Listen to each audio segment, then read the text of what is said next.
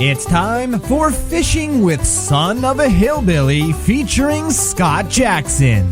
Get your rods and your reels out as we're going fishing. Them catfish, crappies, and them dang sunfish ain't gonna catch themselves. On this podcast, you will receive the latest gear reviews, interviews with other anglers, great fishing techniques, and much more. Well, what do you know? It's time for a show. Here's Scott Jackson.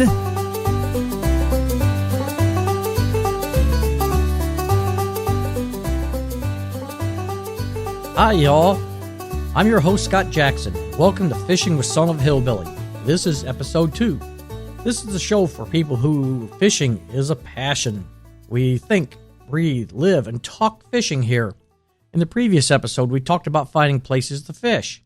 I showed you how to look your local areas over, look for great local fishing holes. I told you stories about fishing at the Glen Oak Park Lagoon and some other places, and just various ways of going around and finding your best honey holes that you can look for.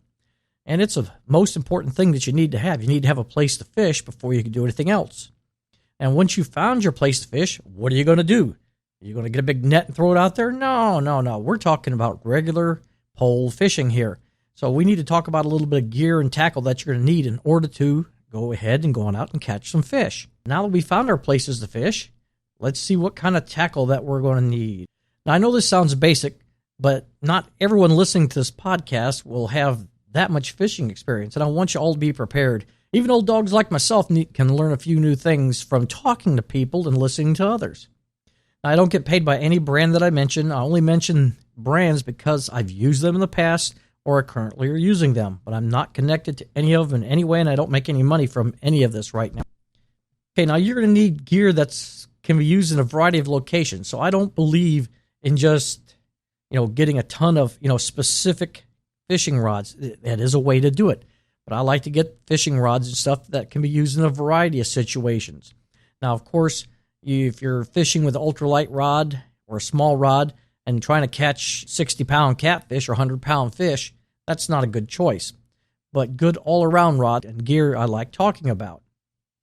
You need to have specific gear in certain circumstances, but most of these small ponds and stuff in the cities and lakes around your area, you probably won't need any of that really, really super heavy-duty or specific gear. I like to fish for a variety of species, so I like stuff that can be used in different ways. I like stuff that can be used for small fish or larger fish. You can still land a very, very large fish on light gear. I mean, there's no reason you can't. It is just the way you're going to play it. You would be playing that fish a lot longer than you would with a heavier rod. And you have, less chances of bringing it in, but you still can do it. But it's going to give you a lot more of a fight. Let's take, for instance, that you're fishing city lakes or large ponds. Like I say, you don't need that surf fishing rod to do that with. A nice medium-sized rod works just perfect. For saltwater, you don't want to go in there with an ultralight rod trying to fish for large sailfish or anything like that. So let's just talk about rods first. Spin cast rods. Now, spin cast rods are the ones that you would use with spin cast reels, of course, and with bait casting reels. Those are the fishing rods that look like they have a trigger on them. It's actually a finger rest. And that finger rest is designed so you can actuate the button on the spin cast reel or hold the line on a bait casting reel. So you've got some control and flexibility with that reel. And those rods are going to come in a variety of sizes too, depending on what type of line that you're using or reel that you're using. Now, when I mean reel, those are the two categories that you will use. I've actually seen people use spinning reels on them, but that's another story.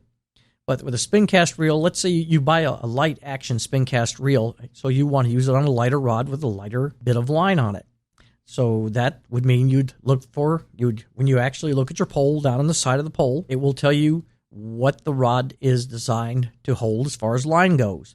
It'll also say how long it is. Usually 5'6" is a good length for a lot of those spin cast reels. And that's what I use even for my bait casting reels or rods. As a 5'6". With bait casting, I always go with a medium action or medium heavy. If I was using a spin cast reel, I'd probably go with light to medium action on them. And when I say light, I'm talking 4 to 6 pound test. Ultralight would be 4 pound test, but light would be 4 to 6, or medium action would be 6 to 15. somewhere in that range for the pound of test that it can handle. And those two types of rods would be a really good mix to have. You would definitely catch a lot of different fish. It can be used in so many different situations and ways, even with a spin cast reel. And don't knock the spin cast reel. My very first reel I ever owned was a spin cast reel. I first started out with a Zebco 33. That's the one that has the big chrome finish. It looks like a race car. That's what I kind of treated it like, was a nice race car. I kept that thing clean and shiny all the time. And it really did a great job. I've caught thousands of fish on that reel, thousands. And some of them were some very, very large carp, believe it or not, when I was a kid. I'm talking big carp. And it handled them with no problem. When my father and I would go visit Wisconsin for our fishing trips and our adventures, he always took his Zebco 33 out there as well. And I landed my largest walleye on a Zebco 33. I mean, it's a good, versatile reel. There's nothing wrong with that reel, and it's actually a lot less expensive than some of the other reels you find out there, and it's a good reel to use. So those spin cast reels, it's just like anything you buy. Try to buy the best one that you can afford at the time. And that's why I'm talking about this as being a good beginner's reel or someone's on a tight budget. A Zebco 33 or something similar to that would be a really, really good reel to start out with. They've given good service. They'll last for a long time. If you keep them oiled and cleaned, you'll have no problems whatsoever. But I do recommend you doing your own research. Talk to friends. Go to the internet. See what type of recommendations that you can find from there. Go to Amazon.com. Look up those different reels on Amazon and see what the reviews are. And what's nice about that is if you arm yourself a little in advance first, get out there, study some of the reels and tackle that you're interested in. If you find it used on Craigslist or on eBay or in yard sales or a thrift store, those are all areas that I love. I mean, absolutely love to tackle at. And I have filled up my gear with a lot of those. I don't think I have any brand new rods in my gear bag right now. Everything I have right now has been used, and they work fine. I always look them over carefully. I give them the good old bend. I give it the actuation of the reel. And I take my chances. Once in a while, I buy one that comes a parts reel. But as long as I paid a really inexpensive price for it, and I know the reel, it's a good thing to go. So do your research on your reels and stuff before you actually go out and spend your hard-earned money. And like I say, when I'm buying those used reels, I'm actually buying a very high-quality reel at a really discounted price because it's been used. Someone's bought a new thing. Their wife bought them a new present. They got one for Christmas or whatever. They want it. I don't care how they got it, but they got more gear, and they're trying to sell some of their excess gear. And some of the older gear, too, that they sell is still very functional. I've picked up some really nice old-style bait casting reels. Yeah, you got to get a little used to them, but definitely look for those thrift stores.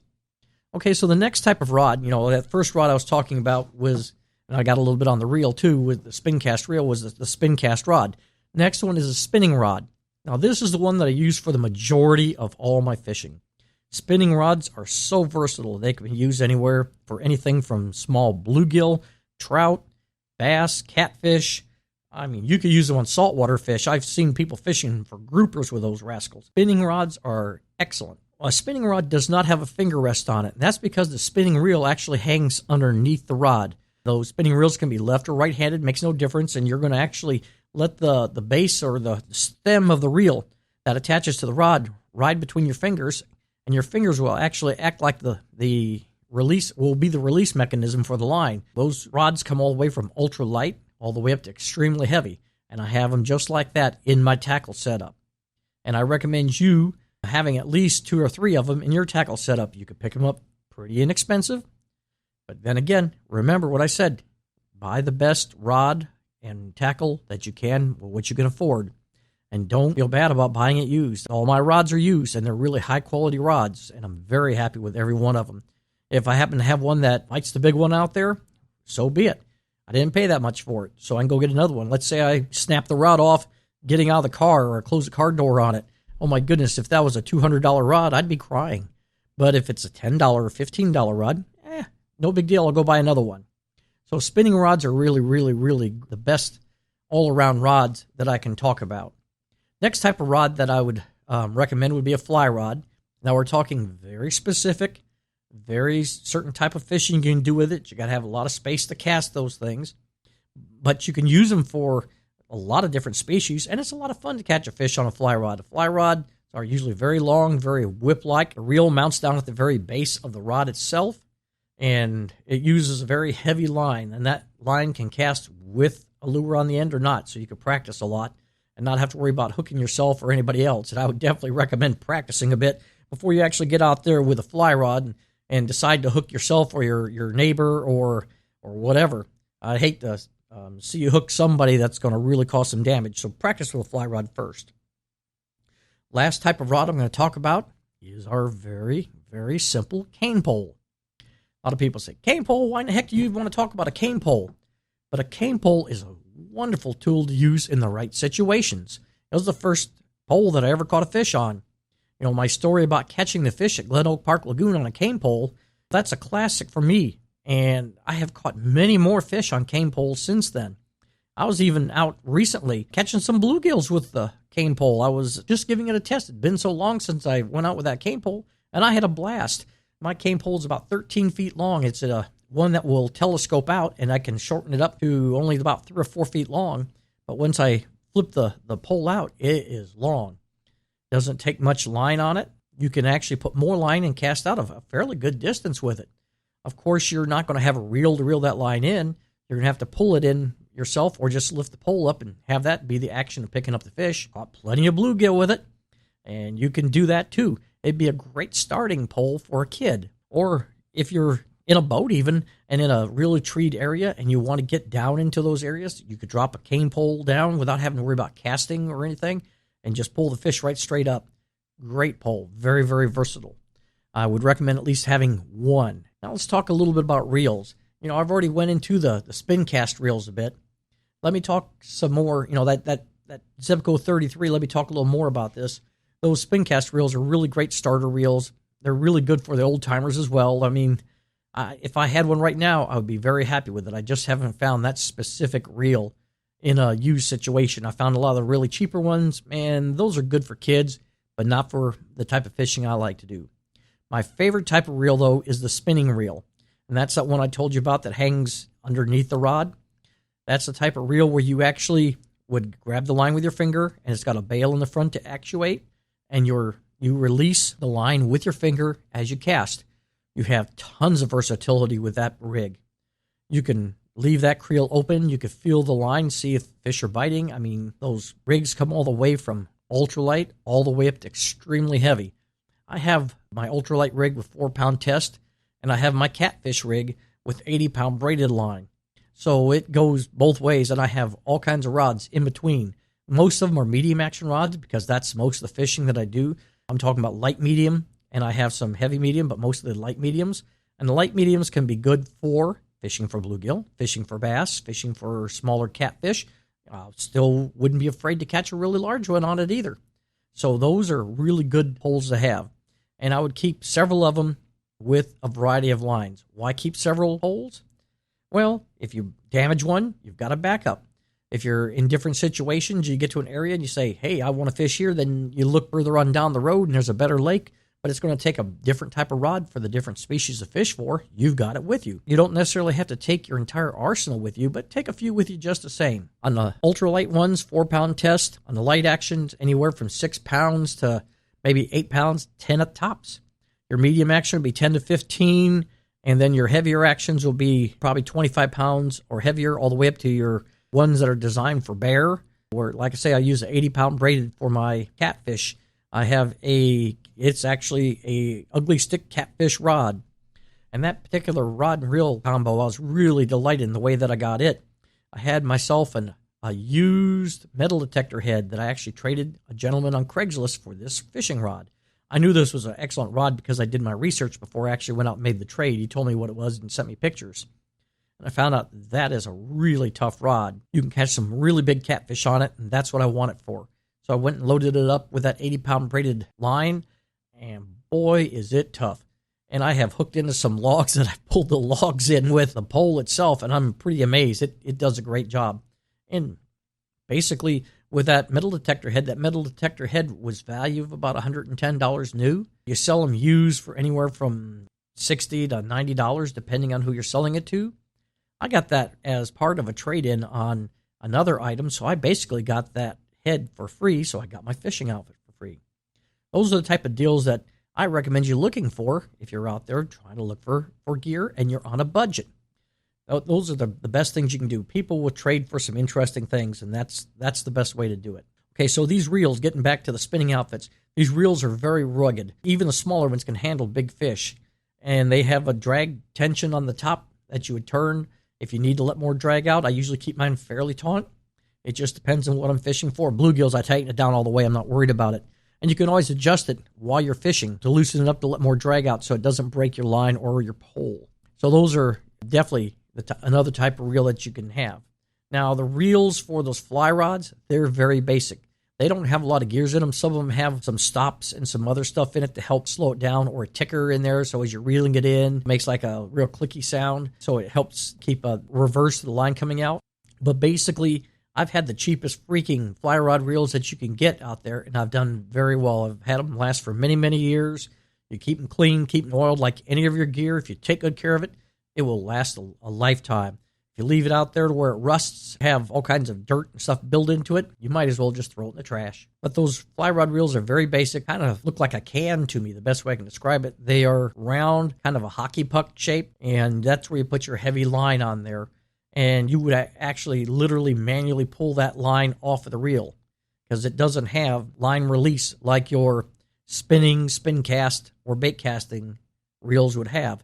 You just pull the line off and fluctuate that rod back and forth to make the line go out. It's not a simple one cast with fly rods. It's something that you have to have a bit of practice to do. So I don't fish a lot with fly rods. I do for panfish and stuff. Tried it for trout. Did okay, but not great. But it's not my type of fishing that I like to do. I'm more into the spinning reels, getting out there and doing some bait casting as well. Now, those bait casting reels that I talked about, those are another type of reel that are really, really good for fishing with lures.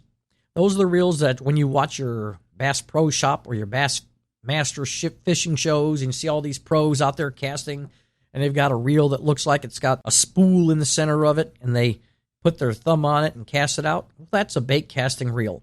Those things have to be tuned. And what I mean by that, each lure that you put on there is a different weight. And you have to adjust how fast that line will fall off of that reel with the little adjustment dowels that they have on it. They're basically a drag is what they are, so that spool doesn't spin freely in there and cause a huge bird's nest. I've had that happen too many times when I first started learning how to fish those reels. And when I get a new reel, there's always that bit of learning experience or learning curve that you have in it. And it's frustrating. It takes you time. It takes away from fishing and all this other good stuff. But once you get it dialed down, you can cast for a long time with those reels.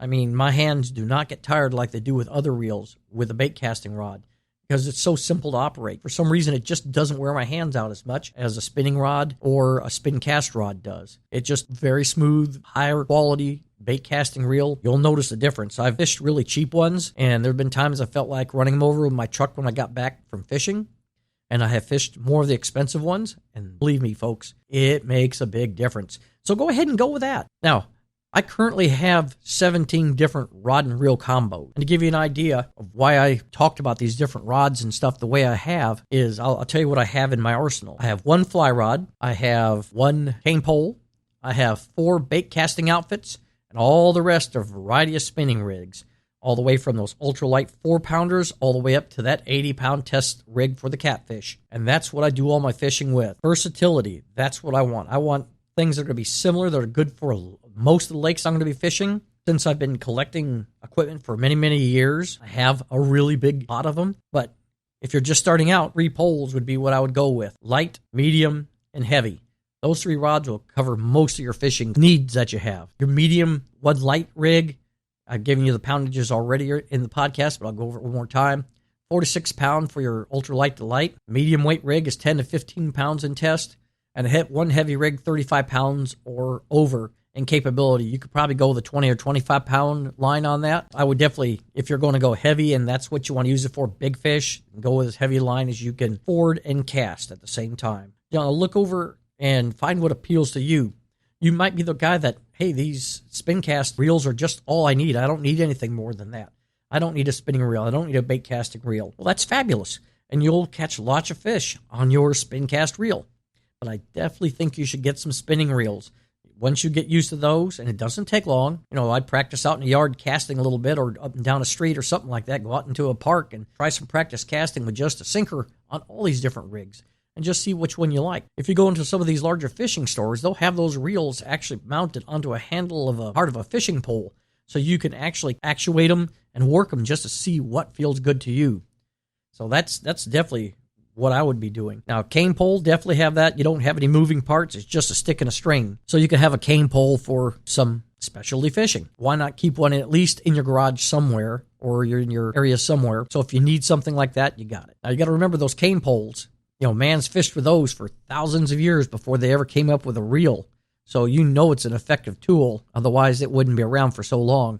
I mean, even if you had to go out and cut a willow branch and put some string on it, at least have a cane pole. I'd recommend bamboo, but whatever works, works. Okay, your next consideration would be your fishing line. I mainly use monofilament on all my rigs except for that catfish rig for the really, really large fish. There are so many different types of lines out there, brands I'm talking about.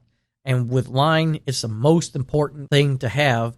It is your tether from your pole to the fish. It is the weakest link in the chain. So I highly, highly, highly recommend you spending the most money that you can afford on your fishing line. Don't go buy some really cheap bargain basement dime store crappy monofilament. You will pay for that in more ways than one. Once you hook that big 30-pound fish on there, you see that thing jumping and your line goes twing, and you no longer have the fish, and you're crying. Hey, bud, all on you. You're the one that bought that really cheap, junky line. Don't do it. I highly recommend spending as much money as you can on it. Let me give you a few brands that you could pick from. My first choice of any fishing line I always have used for years has been Stren. The Berkeley manufacturers make great lines. They make the Trilene and the Fire line also, but I always like that clear blue Stren. I've had really great success with it. I change my line out each year, and it's very important to switch your line out each year. The reason you want to do that is while you're out in the sun is degrading your monofilament. It's making it weaker. If you're storing monofilament in your fishing tackle box, that's okay. Remember, if it's a few years old, you should toss it and get some new fishing line. It should be changed out each year if it's being used in the water, if it's being out in the sun. We're talking about it's being manipulated all the time. And it's just like anything that's stretching and coming back to shape, just like a rubber band. After a while, it's going to break or get very weak. So change it out yearly. Sometimes if I'm doing a lot of fishing on that particular pole, I'll change it out twice a year. It just depends on what's going on. If that line starts to snap off and do crazy things, I change it right away. I don't mess around with it. It's not worth it. My hard-earned time and my hard-earned money is more important when I'm out there fishing. I mean, if I'm out there wasting my time with cheap, junky fishing line, I wouldn't do it. I wouldn't go buy that generic line that you see in Walmart or any other. I don't mean to pick on Walmart. They sell some excellent lines, and I've bought quite a few lines from them. Some of the ones I've just mentioned, even Spider Wire, South Bend, Scientific Anglers, those are always high-quality lines as well. Go ahead and look. You'll tell by the price of the line. It's that simple. You can also do your research before going out. Go to Amazon. Look and see what the reviews are. Look and see what people are recommending. Now, those fishing shows are going to try to sell you whatever line it is that the manufacturers are paying them to sell. That's plain and simple. But a lot of times, that's high-quality line because they're wanting to sell the most bang for their buck, and they're spending big money to sell that expensive line. So I would definitely go with that. It'd be a good choice if you can afford it. So always buy the best line that you can get. Don't skimp on line. I don't mean to get on a soapbox over that, but I've bought that cheap line in the past, and I have paid for it. It has not been worth my time to fish with that stuff. That stuff is good for using for some small patches around the house or doing some crazy stuff, hanging bird treats out in a tree or something like that. But I wouldn't use it for fishing. It's not made, in my opinion, it's not worth it. Not at all. Next thing you're going to have to get would be hooks. You've got your fishing reel, you got your fishing rod, you got your line. Well, what else you need? Hooks. That's a very important thing, especially if you're a live bait fisherman, which I fish mainly live bait and other concoctions like that. It just depends on what you're fishing for. My most used hook is a number 6 or number 8 Aberdeen wire hook. That's what I use for the majority of my fishing because I'm fishing mainly for bluegills, bass, smaller catfish, and any other fish up to about 20 pounds in size. And you can actually catch larger fish with them as well. But that's what I use for the variety of my fishing because it's so very hard to see and really holds it sharp as all get out. I've driven them into my fingers a few times, and believe me, They don't come out very easily. Hooks are very important. There are treble hooks. There are large bait holding hooks. There's all kinds of different hooks. Just think about what type of fish you're going to be fishing for and in what type of water. You don't need to use a huge hook, like the size of a plastic worm hook to put a small worm on or some other bait and fish for small bass or bluegills with. It just isn't the right choice. Choose hooks that are going to work for what fish that you're fishing for. Treble hooks are really good for casting out meat as bait, or dough balls, corn, other different types of things for bait. They're also excellent for putting on lures. Most of your bait casting or lures out there, your crankbaits and stuff, will all have treble hooks on them because that is the most bang for their buck. I fish mainly with single hook hooks with just one barb, basically not a treble hook, because I'm fishing mainly night crawlers or other live bait, and I can hide those hooks very easily.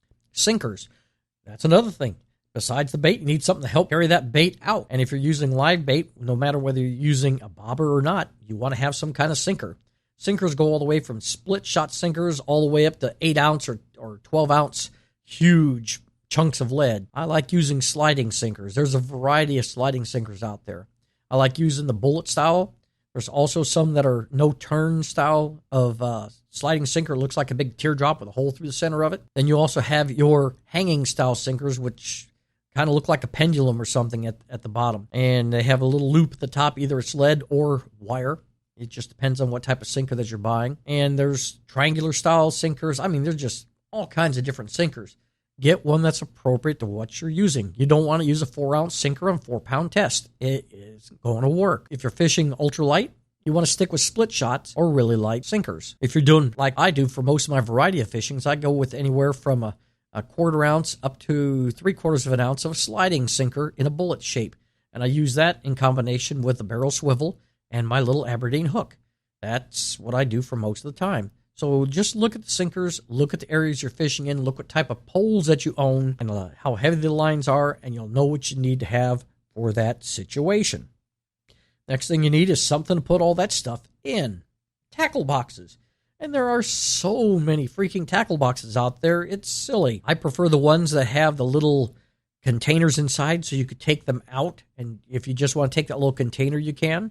It stores a lot of tackle in those things. It has a place in the top where you can put a lot of stuff, and then you pull those little bins out. And what's nice is, knock your tackle box over, you don't dump everything all over the place like the old style ones would. They're the kind that open up and kind of accordion from side to side. I've actually hit those with my feet and dumped them in a lake before. Not a fun thing trying to retrieve all your tackle. But if they're in those little bins, that's a much nicer thing. If that happens to fall into the lake for some strange reason, I don't know, that kind of happens once in a while. That stuff's going to float. And you can pull it out, and you have a better chance of recovering it all. So I recommend the tackle boxes with the little bins inside. And I don't like getting huge tackle boxes. I like getting them into medium to smaller, much easier to handle, much easier to transport. Another thing you might think about when you're out fishing is a cooler. Coolers are really handy to have to keep your bait alive in. If you're using night crawlers, you definitely want to have it, especially if it's hot outside. Those coolers will be good for keeping nice cold drinks in there as well. And also, you could put fish in them. I mean, the coolers are just a good thing to have all the way around. One thing I highly recommend for you folks when you're getting all this gear around and to know what to take with you when you go out is to make yourself a checklist. Why not? It's a simple thing to make. I would make it. I would laminate it. I would put it on the top inside of my tackle box or on top of the tackle box, wherever you want to put it. Take a little erasable marker and check it off as you go along. Let me give you some ideas for your checklist. Now, when I say poles on this checklist, I'm talking about the rod reel with line on it. That's what I'm talking about. You don't need to put pole, reel, fishing line. No. That's all going to be pre-made before you go out there. So that'll be stuff you'll have set up. So here's my bank fishing checklist that you can use for fishing. First thing, of course, is poles. Next would be a fish container. And when I'm talking about a fish container, I'm talking about a basket, a cooler, a stringer, or some other thing to keep your fish if you're going to keep them. Next thing would be your tackle box. Bait. Bait would be whatever you're going to fish with, worms, whatever. A cooler. Bug spray. Bug spray is always handy to have. I don't know about you, but if you've been around a lake for any length of time, you're going to get bit by mosquitoes. Why put up with it? And I don't like to spray that stuff with my hands ever, especially if I'm fishing, because that stuff gets onto the bait and the fish can smell it. So bug spray. First aid kit. a toolkit. And when I'm talking about a toolkit, I'm just talking about a workman, something with, that has a multiple bunch of pliers and other screwdrivers and other junk on it. That's a handy little toolkit. A poncho would be a good thing to have if it starts to rain. Gloves are always nice to have. It's good to keep gloves on if you're pulling catfish or other types of fish that you can damage your hands on. It also keeps your hands from getting all smelly from fish. You could even go as much as getting those little rubber gloves. Those would be handy to wear. Matches would be good. A cell phone. If you need to make calls. Nowadays, cell phones will have cameras on them, so you brought your own camera as well. A whistle. I always recommend bringing whistles. You never know if you need it for an emergency. Let's say you fall into the water. You've got your whistle on your keychain or around your neck. Then you could call for help. So I would definitely keep a whistle someplace. Same thing with a mirror. That's something I'd put in the tackle box. So if you get stranded out on a boat and people can't hear that whistle, they can sure see that light flashing if you're flashing it off the sun to them that you need help. Always carry a knife in your tackle box as well. And that can be on your workman if you want that. But I like carrying a separate knife. I like carrying a fillet knife a lot of times. And that's used for a variety of different things. Always carry a knife on me no matter what I'm doing. I'm sitting right now talking to you with a knife in my pocket. I always have it. It's a good tool to have. Food. The reason I say food, you might get the munchies. You might get blood sugar rush. Who knows what it is. You might have ducks coming by that you want to give a little snack to. Keep some food with you. Cord. I keep a cord stringer with me all the time, and it doubles as using for a stringer or something I need to do a repair with or tie a pole down. Let's say that you're fishing on the bank and the closest place where you can take a leak is up just a little bit into the trees. And you're afraid to walk away from that thing because you don't want some big fish to pull your pole into the line. You don't want to pull all the water either. Go ahead and tie that stringer around that pole and tie it to some stick around there, like a tree branch, something that's really firm in the ground, and go do your whiz. You'll get that taken care of. Duct tape could be a handy thing to bring with you. 1,000-mile-an-hour tape has repaired a lot of stuff for me. I even repaired the fender of my car one time when I was out fishing and it fell off. I took that duct tape and I taped it back on. I looked really good going down the road. It made a nice flopping sound as I'm driving. Hey, but I still had it. And then when I got home, a few screws and more duct tape, we were good to go. Another handy thing to bring would be small plastic bags. If your containers for your sinkers break, if you have excess line or you have things that you cut off your line, instead of just throwing them in your tackle box loose, keep a couple of small, those little Ziploc bags in there to throw that stuff in again. You can also use them in a pinch if it's in a rainstorm. You don't want your wallet or your cell phone to get wet. You can stick them inside of those and stick them in your tackle box, and you should be good to go. I have camera on my list here, but camera can come in the cell phone, or you could bring a separate camera as well. It's always nice to be able to record your fishing adventures. You don't necessarily need to make a video, but something to take pictures with. You get out there and you catch that 50-pound catfish like I was down at the Minnesota River. I probably talked about this in my last podcast. And this guy and his daughter came in. And I asked him, hey, did you guys catch anything? And that daughter was so proud. She grabbed her cell phone from her dad, came up there and showed me a 50-pound catfish that she had caught on a night crawler out there. I was like, holy crud. She said, yeah, it took me 45 minutes to an hour to get it in. I'm so proud of this fish. I haven't been fishing yet this year until today, and I caught this 50-pound catfish.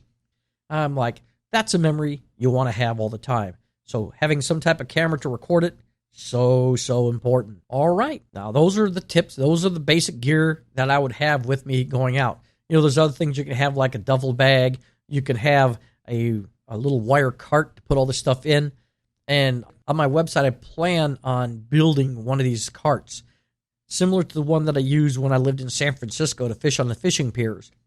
I want to show you how to do this so that you can pull up to an area and you have a distance to walk. You can carry all this gear and more than what you normally can carry and make it much easier, and a place to keep your poles at too and other stuff while you're going along. And that's from one of those little flea market carts, I call them. It looks like a big wire basket with wheels on it.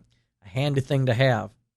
Other things you could have with, I'm talking mainly bank fishing, but if you're out in a boat, think about stuff like an anchor, think about your permit, think about your life preservers, a motor, floating keychains, floating containers to put your stuff in, a map, a fish finder, a pole holder. You can use a pole holder too on the bank if you want. Stick them in the ground, that type of thing. With that little wheel cart I'm talking about, I build pole holders right into it, so I'm going to show you how to do that. Well, I've kind of rambled on, and this is what I've got for the day. I look forward to talking to you folks next time. This next time, I'm going to be going a little bit more into species-specific fishing, and I hope in the future to bring on one of the best fishermen I've ever known, and that's my brother. There's so many unsung fishermen out there that don't make it on television, that don't make it where they get a lot of media publicity, but they're out fisher. But any day of the week, my brother Ron has caught so many fish, and oh my goodness, I'm going to post some of his pictures on my website, www.sonofahillbilly.com, and you can see some of the stuff that he has caught. He is just amazing. I am so proud of my brother. He's one of the best outdoorsmen that I know, and I hope to get him on one of my future podcasts soon, so y'all can listen to some of his advice that he has to give to you. Well, for today, folks, get out there, get yourself some fishing gear, hit those thrift stores, hit those yard sales. Go ahead and look on Craigslist. Don't mind buying used stuff. Around the end of the season, a lot of people are getting rid of stuff. It's time to go shopping. Go ahead and get what you want. Get at least 3 poles, ultralight, medium, and heavy. Go spinning if you can handle it. It's very simple to use. I would definitely recommend it. And get as many poles as you feel you need. I have 17. I don't think I've stopped getting poles yet. I'm thinking about getting a couple more heavier action poles. Just get what you need that'll work for you. Until next time, folks, keep fishing, and I hope to talk to you later. Have a great one. Well, thank you for listening today, folks. If you want any more information about fishing, gear reviews, outdoor adventures, photography, you name it, just check out my website, www.sonofahillbilly.com, or drop me an email, sonofahillbilly@gmail.com, or you can actually call and leave me a voicemail message. You can call 320-634-6658. Go ahead and leave your voicemail message. I will answer it on this podcast. So until next time, folks, I hope you're out there catching lots of fish, having lots of fun, and a good time. Yee-haw! Scott, son of a hillbilly, saying goodbye for now. See y'all later.